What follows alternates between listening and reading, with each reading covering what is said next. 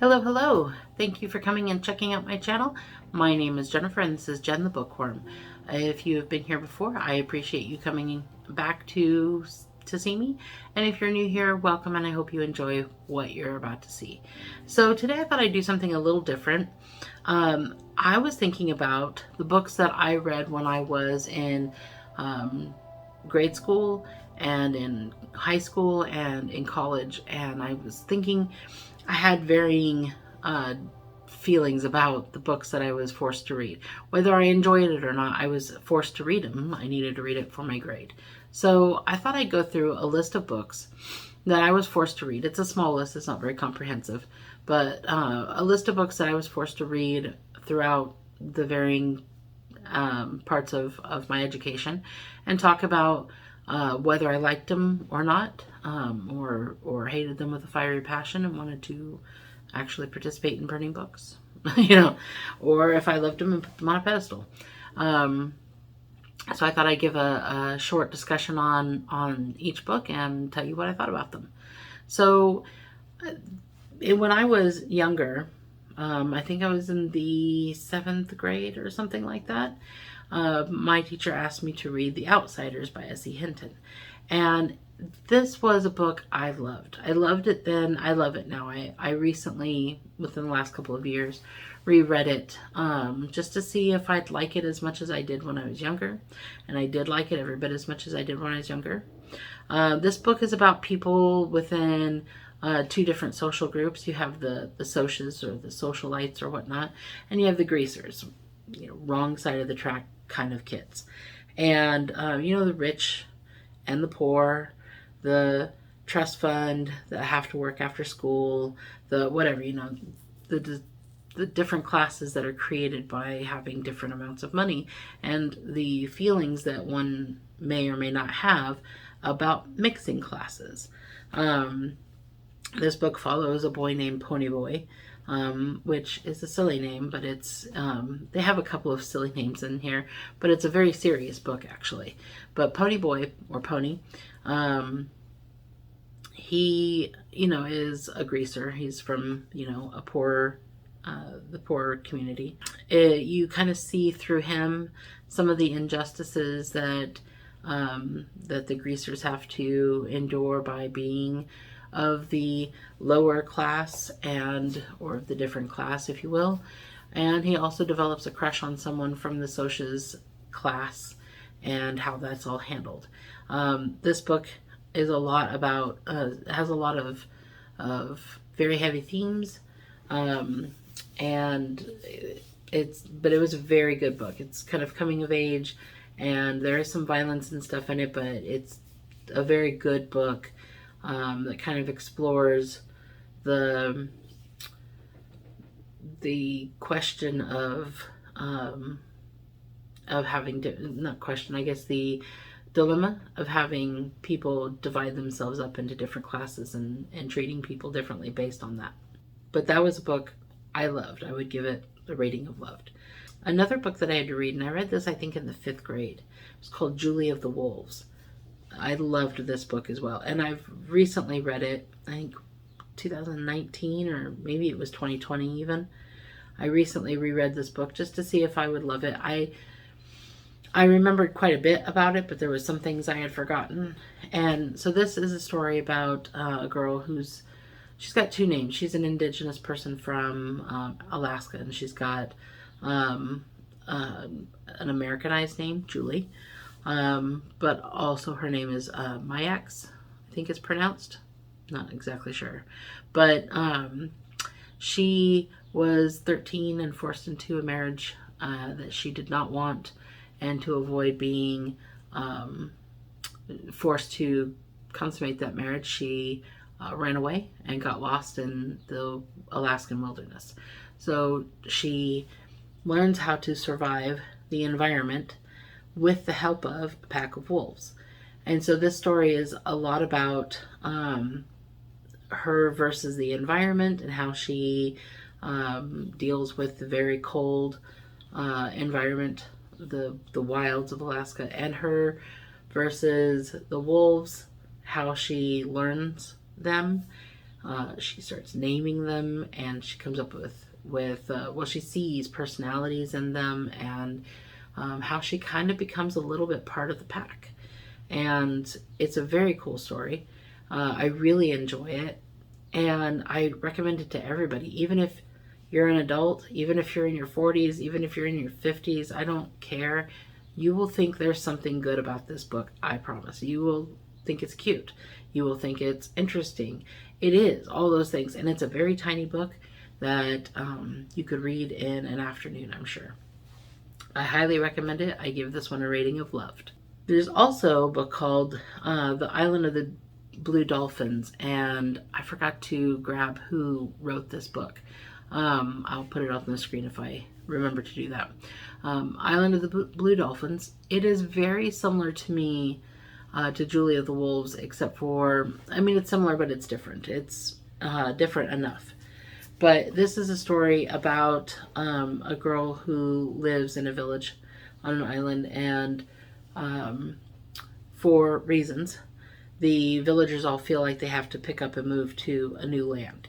And so people come in ships to pack them all up to move them to a new land. But the main character, Kirana, I think is how you pronounce it, Kirana, she, her brother fails to make it on the ship, so she dives off the ship and comes back to the island to be there with her brother, so that her little brother won't be there all by himself. And they try to survive the island,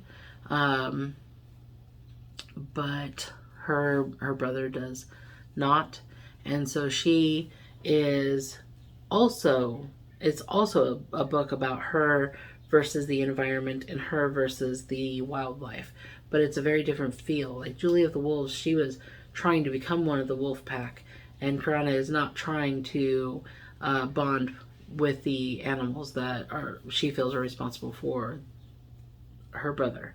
So it's a very good story, similar in some ways, different in others. And I remember liking this book. I haven't reread it recently, so I am only giving it a rating of liked because I haven't reread it, and I don't remember if I loved it. I'm not sure if I love it, if I would love it if I read it now, although I suspect I would. I suspect I would have fond memories and feelings and be like, oh yeah, I remember that, if I read it, and I suspect I could move it up to loved, but right now it's just at a rating of liked. In college, there was a book that I read I didn't expect to enjoy, and it's called 1066, and I did not write down the author. I will try to pop that up on the screen.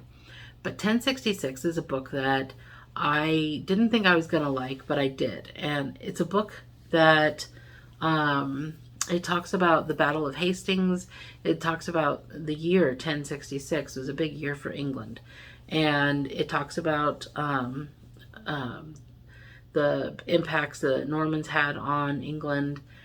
But another thing it talks about, and what I really enjoyed about it, was it really explores the feudal system that England had, and I thought it was very fascinating to see how they divided themselves up, and I thought it was great. Now I haven't reread it since, and I read this early days of college, so I haven't reread it, but I remember really liking it to the point where I saved it. It's on my bookshelf over here. I don't know if I'd be able to read it now at this point because of the small size of the print, but it was a book that I saved because I enjoyed it so much when I was forced to read it for college. So I give this one a rating of liked, and that's mainly because I haven't tried to reread it. I might get it on audiobook one day and listen to it and see if I still connect with the material. But right now it's just at a rating of liked. Another college book that I was asked to read, forced to read, however you want to put it, for college was Brave New World by Aldous Huxley. And I really loved this book more than I thought I was going to. So I was taking a literature class, obviously, because that's, who else would make you read this? And it's not a very big book. It's classic. It's not a very big book. And it didn't take very long to get through, but it's deep. I mean, there's a lot to unpack from that book. So if you read it too fast, you may miss out on some things.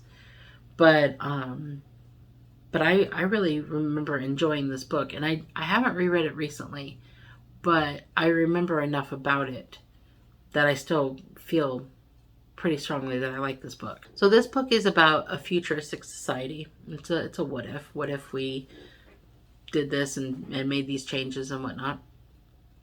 And in the society, we have tried to breed out emotions and individuality, and try to separate children from like their families at a young age, so that no one belongs to anybody because everyone belongs to everybody. And what that means and what that does to our society.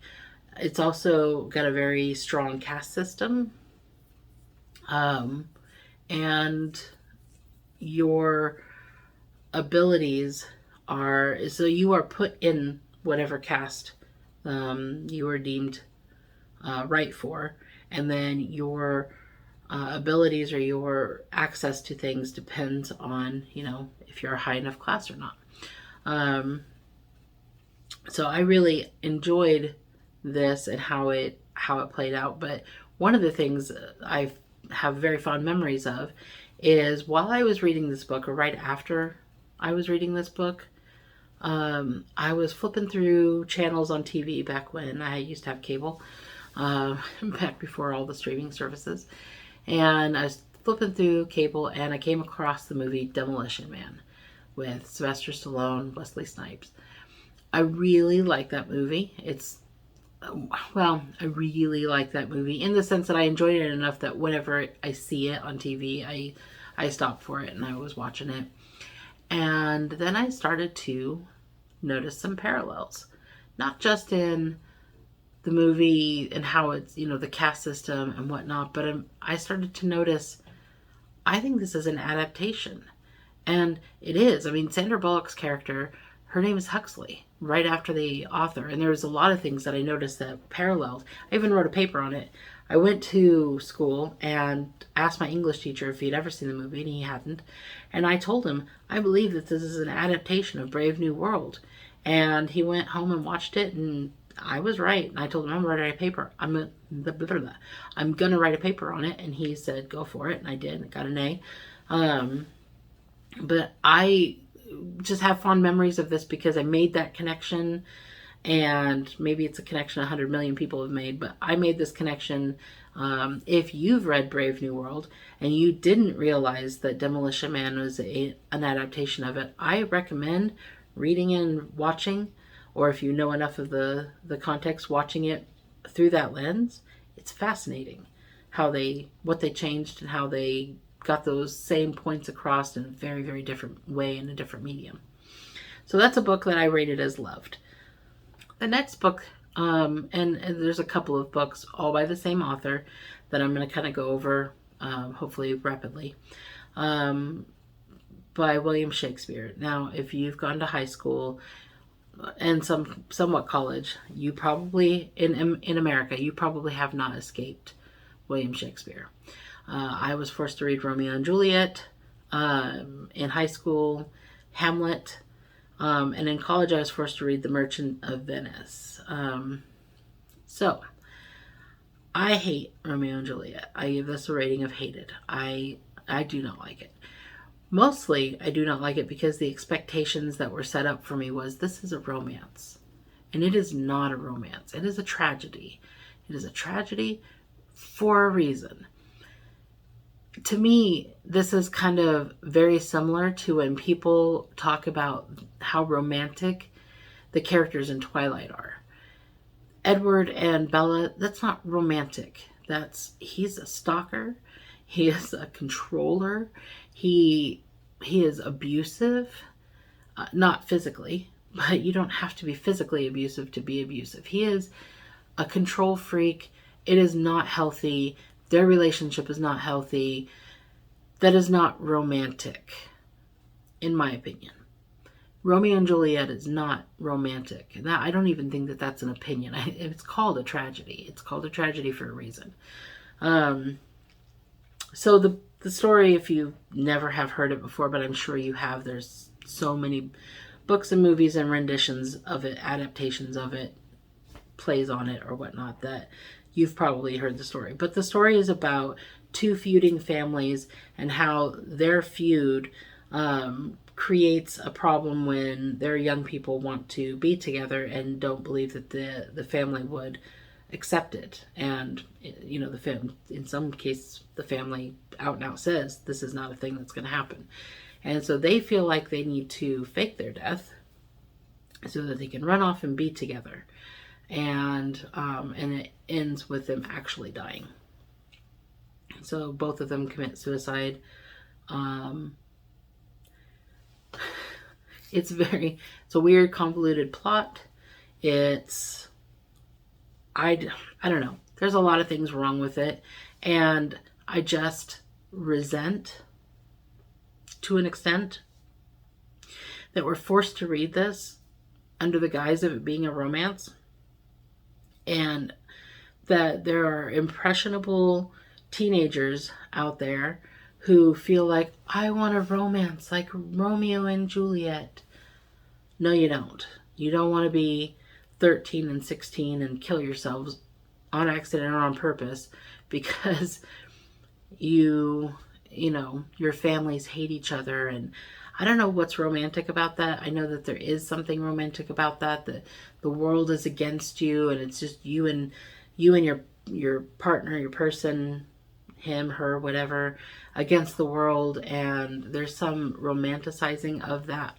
But this story is not a romantic story. This story is a tragedy of what holding grudges and being in feuds and fights can result in. Both of those families lost one of their precious young people because of some fight that I don't even know if they remember what they were fighting about.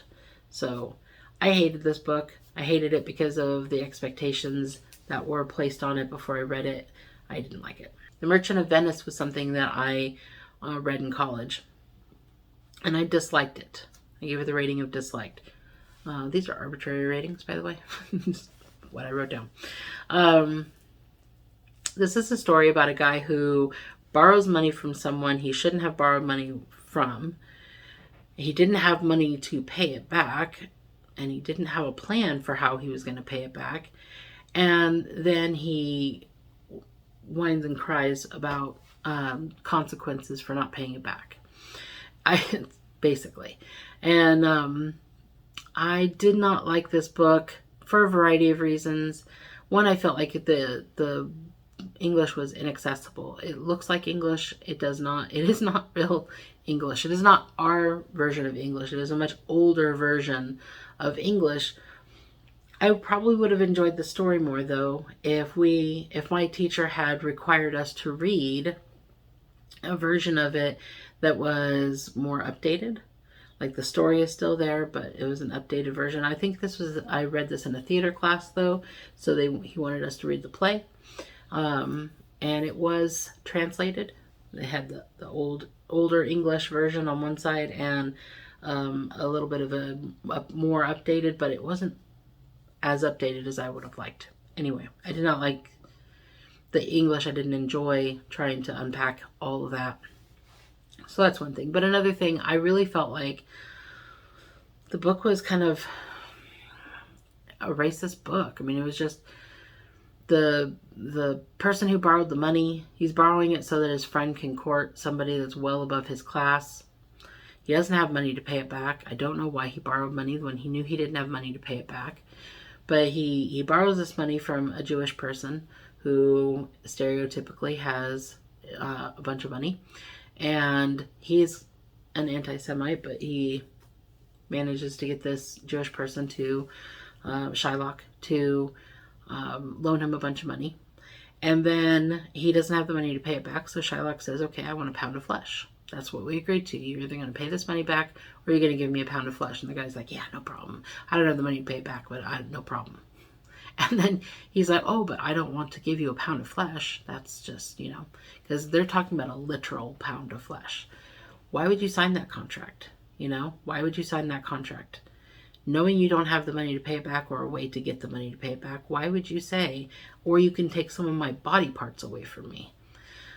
But he does, and then he whines and cries when Shylock says, okay, this is what we agreed to and this is what I want. So then the story is about how they tricked Shylock into getting neither well, he got money in the end, but he didn't get the money from the person who borrowed it from him, nor the pound of flesh. They tricked him into that. And then they wanted to punish him unless he converted to Christianity. So this book is about forcing someone to convert to Christianity because you don't like that they have a lot of money because they're Jewish. And you borrowed from them even though you had no business borrowing from them, and you did it anyway, and that's somehow their fault. That's what I got from this play. Correct me if I'm wrong if you think that this play is about something else or deeper or whatnot. That's what I got from it, and I very much dislike. And the last Shakespeare one, Hamlet. Hamlet is about a prince who is charged with revenging his father because his uncle killed his father and then married his mother. And so he decides in a weird, convoluted way that he is going to prove that his uncle did this. I mean, if he was told by his father's ghost that this happened, so I don't know why he needed further proof. He could have just gone and killed him. Pretty straightforward. But he decided he needed to put on some play or have a play put on that closely depicts what he believes happened. And then his uncle got all upset and ran off, and that proves that he did the deed. And it was kind of boring, and it was convoluted, and I disliked it. The next three books are books that I was asked to read through literature classes in college. The Illiad by Homer, the Odessey by Homer, and the Aeneid by Virgil. Virgil. I really liked these books. They were big, they were cumbersome, but I really enjoyed them. I thought that they were fun. The Illiad follows Achilles and parallels the Trojan War, although I didn't remember it really covering a lot of the Trojan War. I remember the Trojan War was mostly covered in the Aeneid, actually, or at least the parts I wanted to see. But it talks about Hector and Achilles and the Trojan War. Sorry, my nose. Hector and Achilles in the Trojan War, and it was interesting. The Odyssey is the story of Odysseus and how the journey he has to take to get home. It's like a 10-year journey to get home from the Trojan War, and the mythological creatures and gods and goddesses that he had to fight to get there. And the Aeneid is a story about a character named Aeneas and his trials as he tries to lead his troops away from Troy. It's also about the Trojan War, and I think you get more, if I remember correctly, it's been a few years since I've read these, but I thought you got more about the Trojan War. Like, I think the Trojan horse and all that happened shows up in the Aeneid, but not the Iliad nor the Odyssey. Correct me if I'm wrong if you've read this sooner or more recently than I have. But despite all that, I really enjoyed those books. I rated all three of them as liked.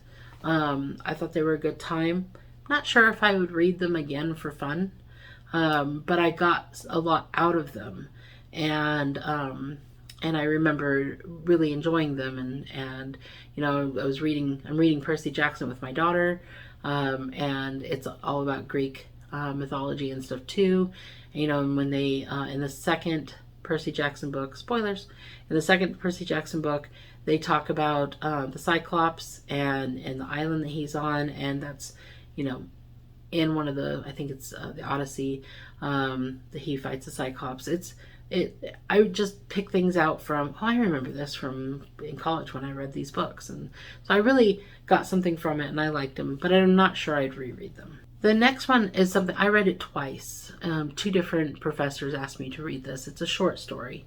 It's called The Necklace, and I will butcher the name of the person, so I'll try to put him up on the screen as well. But it was written by Guy de Maupassant.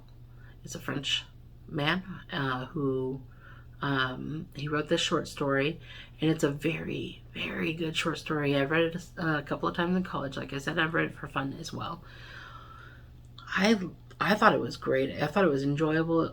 Of course, it's a short story, so it took me almost no time to read. It's about a woman who is very ambitious and wishes to rise up the class ranks, and she pushes her husband to be ambitious as well and to move up in the world so that she can move up in the world with him. And it starts to work. She's able to buy richer clothes and to appear to be higher class than she actually is. And she starts to make some friends, and she's invited to a party. She doesn't have the kind of jewelry she thinks that she should have to wear at this party, and so she asks one of her new friends, one of her rich friends, if she could borrow a necklace. And she does. And then at the party she loses it. And so the rest of the story is about the consequences that she faces, the choices that she makes. It's a story about pride. It's a story about not being content with what you have and who you are, and the consequences of that. And I thought it was a very fun short story. I really recommend. It's good, and it's got a good message to it. So I rated this one as loved. The next book, I'm just going to tell you the rating first. I rated this one as hated with a fiery passion. I have never hated another book as much as I hate this book. I probably never will hate another book as much as I hate this book. And this book is Dante's Inferno by Dante. About Dante. I hate this book. I was forced against my will to read this book in college. I got very little of anything from it. I was merely trying to survive the experience. It is about a poet who strays from morality and visits the various levels of hell and all that's in them. And it was basically a book about describing the different levels of hell. And there was very weak sauce plot, no character development really. I mean, I guess there was some, but I didn't care about the character enough to care about the character development. I was merely trying to hold on until I could get done with this stupid book that was basically just, let me describe this to you, let me describe that to you, we're in a different level of hell, let me describe this to you.